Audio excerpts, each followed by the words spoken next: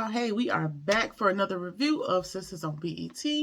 Let's just jump right into it. We are on season 4, episode 11. I think this episode was a little bit of a filler because it didn't have a whole lot going on. So let's just get right into it. Sabrina is sitting there looking very uncomfortable because Calvin has popped up on her date. Balo, whatever his name is, the African restaurateur, tells him that, he needs to leave. This is my store. And Calvin is just talking trash. I'm talking about, he got money and stuff to that effect. Just being a real douchebag at this particular point. He claims that he's there to return the favor to the African restaurateur because, hey, you interrupted my date. Now I'm here to interrupt yours. And so, again, I forgot the main name. I'm going to call him Balo for now. Balo puts his ass out, and Calvin's like, okay, whatever. And now, and he reminds Sabrina, okay, so Calvin leaves because the guy done put him out of his restaurant. And so now Sabrina's looking dejected, and she's like, okay, well, I don't want to be on this date anymore. Why did he act like that? This is all my fault. Now y'all getting into it again. And Balo reminds her, like, girl, this is not your fault. He just acting crazy. Like, he on this whole vibrato thing, and that's just his problem to deal with. So let's just get back to our date. Convinces her to stay there, and she's low-key trying to defend Calvin a little bit, but she stays there. They agree to go dancing, have a couple more glasses of wine, and move on with the date to salvage what's left of it. She stays, and they, get back to talking and get to know each other or whatever they were doing before Calvin decided to show up and show his ass. All right. So, after, everything is back on a good foot, she sneaks away to call Danny. And Danny tells her she needs to go back in there because why are you briefing me on how the hell Calvin is acting in the midst of your date? He's going to think you're calling Calvin to see if he's fine, which is not the case, but that's going to be the assumption. As soon as Calvin leaves, you rush off to the bathroom to make a call. That's what Balo's going to think. This is what Danny is telling her. So, she hangs up. She's like, I didn't think about that. And she, rushes back to the date. So she goes back, and immediately Balo was like, are you okay? Is he okay? Basically asked her, is Calvin okay? Because that's his assumption. You rushed off to from the date, so you're going to go see about Calvin. Maybe this was a bad idea. And she, lets him know, like, no, that's not it. I don't think she ever really told him who she was calling, but that's not the case. So let's just get back to drinking, having a good time. All right. Calvin goes back home to Maurice's, and he's just sulking, just looking real defeated. And Maurice is asking him, he don't want to talk, but then he immediately proceeds to talking about what the problem is. Maurice really don't want to hear about it because he knows that it's about Sabrina, and child, at this point we are all exhausted with the Calvin and Sabrina fiasco. Child, it's just too much. He had a feeling. He claims he had a feeling about Sabrina's text, and her texts were iffy, and I guess his as Maurice would call it, his women's intuition told him to go back to the restaurant, and this is where he comes across Sabrina and Balo on the date. So, now that he's gotten that off of his chest, he lets Maurice know that Q is still on the stairs, and you need to get rid of him, because why is he still down here on my stairs, even though he done robbed us and all this other good shit?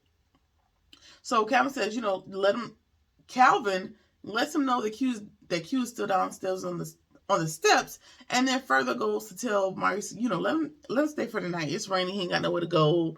We don't want no problems for him. Just let him stay for the night, and then y'all, square away where he needs to be tomorrow. Which is all fine and well, but if you were complaining about him being there and Maurice was complaining about him being there, why does it make sense to let him stay the night? I was thoroughly confused about that, but okay, child, if y'all want to get robbed and re-robbed and robbed again, have at it. All right, so Jake has bailed Zach out of jail, and the officers can't find Zach's phone, so he's staying there until they find his phone. But he is like overly anxious to hurry up and give Jake back his money because he don't want no problems. He don't want to be in debt to him or none of that. He's just thankful for Jake helping him out, but he gotta get that debt squared away. And he's saying that because he still hasn't solidified that he wants to work with Jake and Gary, and that he wants to not. He's not decided that he wants to work with them, and he don't really know how you feel about Gary. He's starting to trust Jake, but it's Gary that still don't sit right in his spirit, as it should not, because it's Gary. Why the hell would anybody feel good about Gary? All right, we are back at the date, and Sabrina is finishing up dessert. And like I said, they've gotten back on good terms. And Bilo, again, I'm calling him Bilo because I don't know this man's damn name, I forgot. Bilo was hoping that they could go out dancing.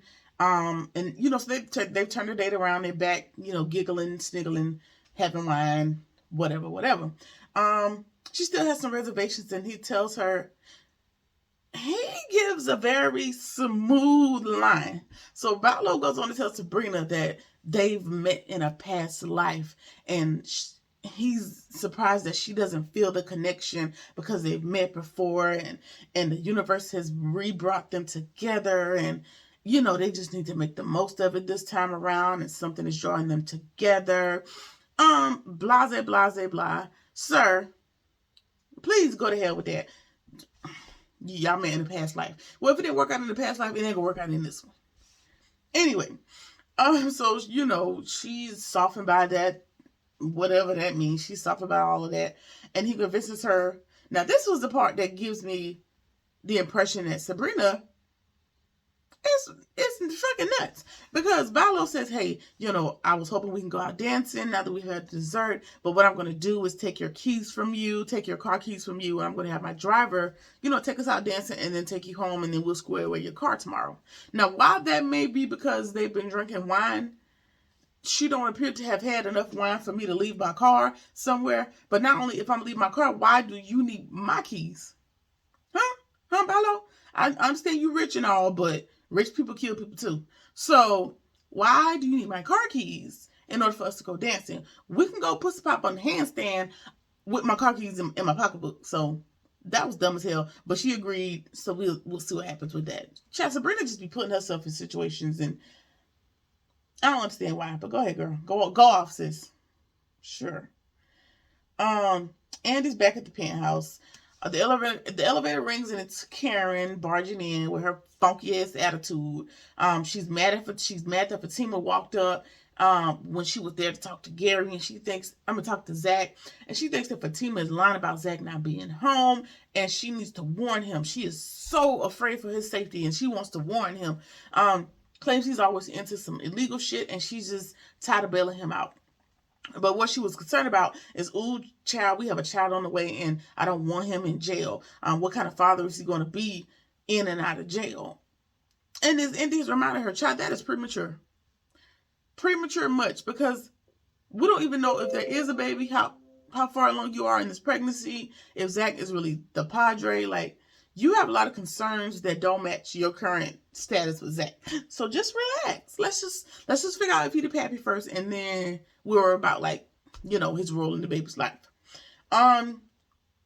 So yeah, Gary calls in that moment, and he's outside, and Karen tells her, "Don't worry about it. I'm gonna leave. Go ahead and buzz him up. I don't care. I'm gonna go." So Karen storms out of the townhouse, and Gary's invited in so they can talk. She expresses her love for the penthouse, but she also lets Gary know that Robin is on the way back into town, and that he's going to be staying the week with her. I guess to gauge what Gary's reaction is, since he claims he's changed and he's not upset and whatever bullshit he's telling her this week.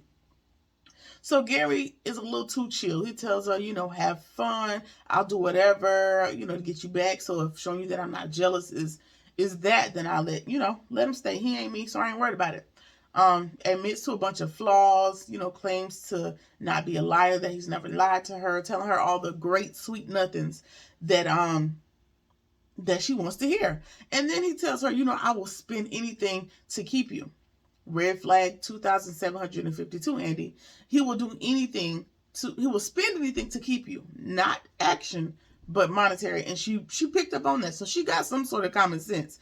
But sometimes it just stays at home. It be on vacation. It don't be showing up in all the instances with Gary. But she says that, and he changes it. No, that's not what I meant. I'm just saying I'm willing to do anything blah, blah, blah, blah, blah. He goes through this whole soliloquy, and she tells him, okay, that's cool, but Robin's still staying. So while I know that gut punched the hell out of him, he, kept his poker face on and said, okay, that's fine. Y'all have fun. He ain't me, so I ain't worried about it. And she told him that she's putting off signing it on the penthouse until she sees how he reacts to, what's his name? I don't know, her boss. I forgot already. Until she sees how Robin. She's holding off on signing the penthouse over to her ownership until after she sees how Gary acts to the fact that Robin is staying the week. Girl, are you dumb? Like you just had intuition 5 minutes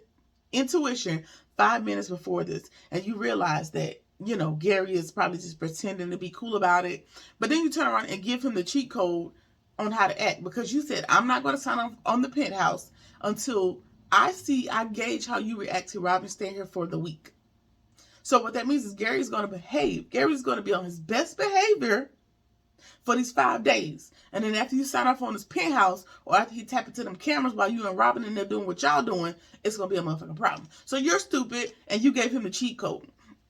Why? Why would you give him a playbook on how to behave for this 1 week, and then he gonna go back to being a fucking psycho the Monday following? That was dumb as hell. But okay, girl, you playing it dumb. But okay, if you say so. All right, so we are back over at the jailhouse, and Zach tells Jake that he ain't really fucking with Gary. Something about him he don't really trust. So, he's really not willing to work with them. At least not in this moment. He's still trying to feel him out. Jake claims that he's harmless and he's known him for 7 years, blah, blah, blah. And something about it, like I said, just don't sit right with Zach.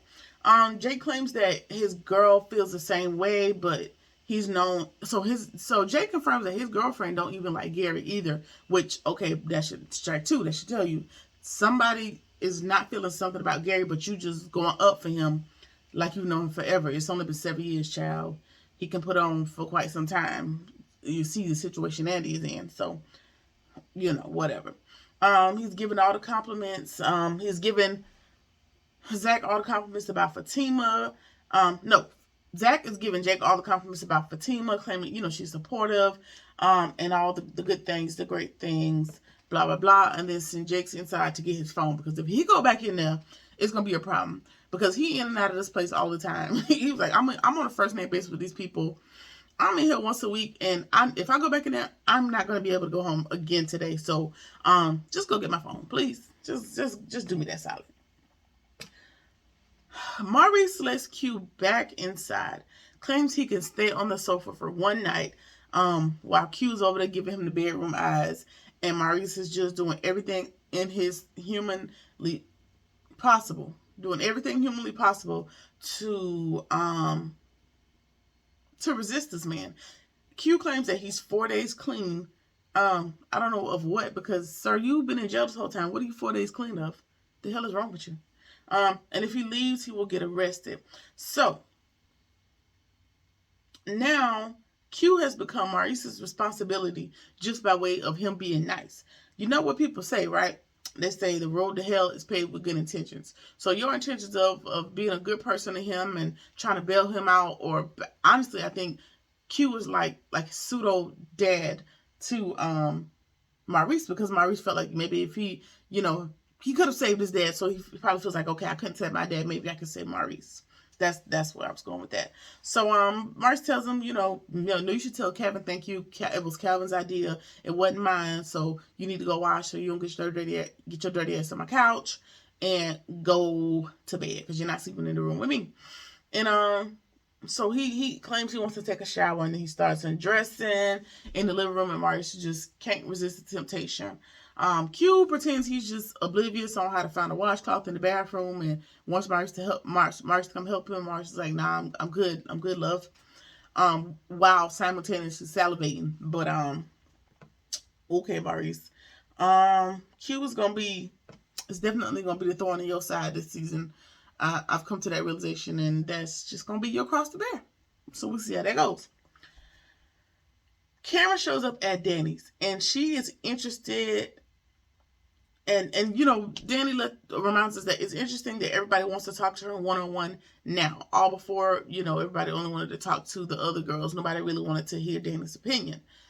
Agreed, because everybody always says that Danny is so harsh in her speech, and she don't really sugarcoat the situation. But now her advice is sound enough for you to come get this harsh information from her.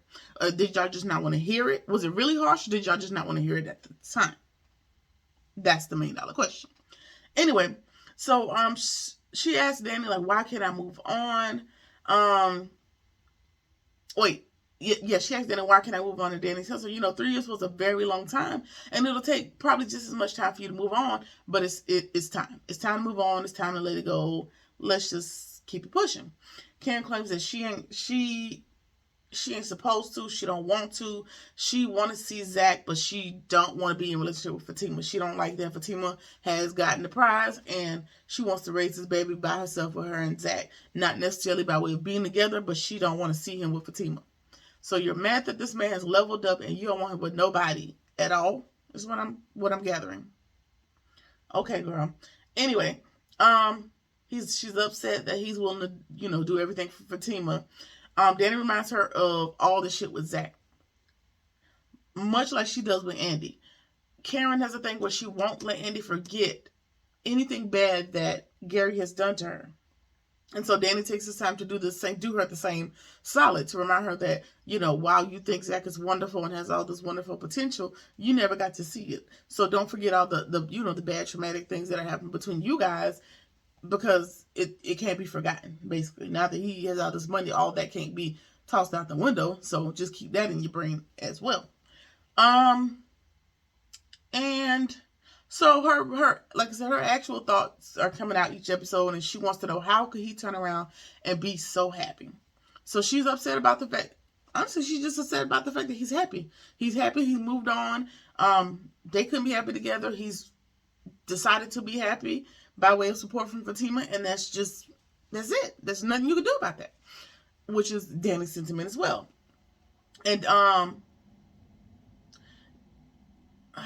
And she wants, like I said, she wants Danny's truth, and Danny's truth is that he's moved on.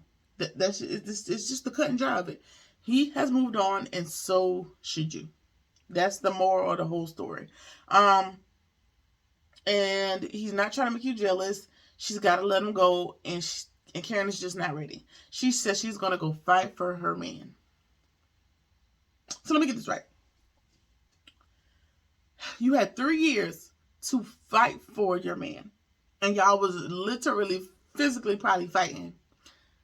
Now that nothing was changed or proven in those 3 years, because there's a potential, not a solidified, there's a potential baby at play, you want to fight for your man. Wonderful. But you have Aaron. Zach has Fatima.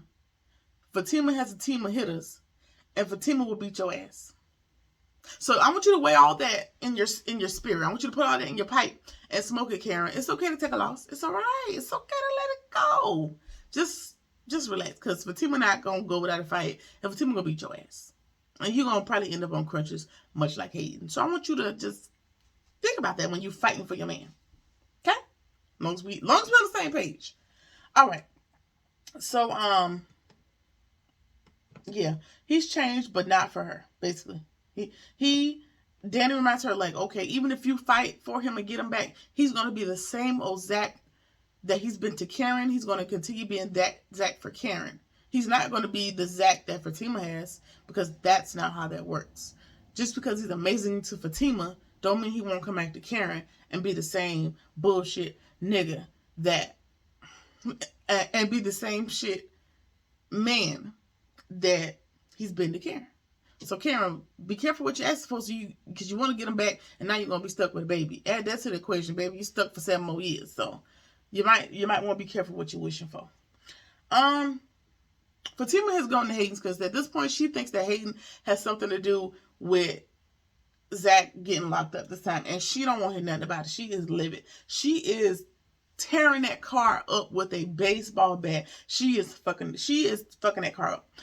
He comes out and she got homicide in her eyes. She don't care about nothing. He's like, I really don't have nothing to do with it, and I kind of believe he don't got nothing to do with it because I think Fatima has scared the crap out of him, and he kind of know who to play with at this point, I think. And so he runs in the house, and they run into Gary. Fatima chases Hayden in the house, and they run slamming to Gary. And in that moment, she knows that these two have been conspiring against her and Andy this whole entire time. So what I want to know is, what's going to happen next week when Andy learns that not only did he put a tracker in your car, he hired people to pretend to be cops in order to sing you a little "I want your back, Graham." Gary and Andy have been co-conspiring against you and Fatima for God knows how long. He done bought you this penthouse, and he has a history of like tapping you, stalking you, and all these other things. What you gonna do with that information? Because that little rubber band ball method that Fatima gave you, it's way past that. At this point, it is becoming like a matter of like life and death, because it's given very much conspiracy. It's given very much disappear without a trace. So, girl, I don't know. I know Andy gonna still be delusional about the information because, girl, she getting everything she ever wanted out of Gary, so that's just gonna hold up in court for her. But we'll see what happens. So, that has been Sisters on BT by way of season 4, episode 11. Like, comment, share, subscribe, or whatever it is you feel like doing, and I'll see you in the next one. Peace.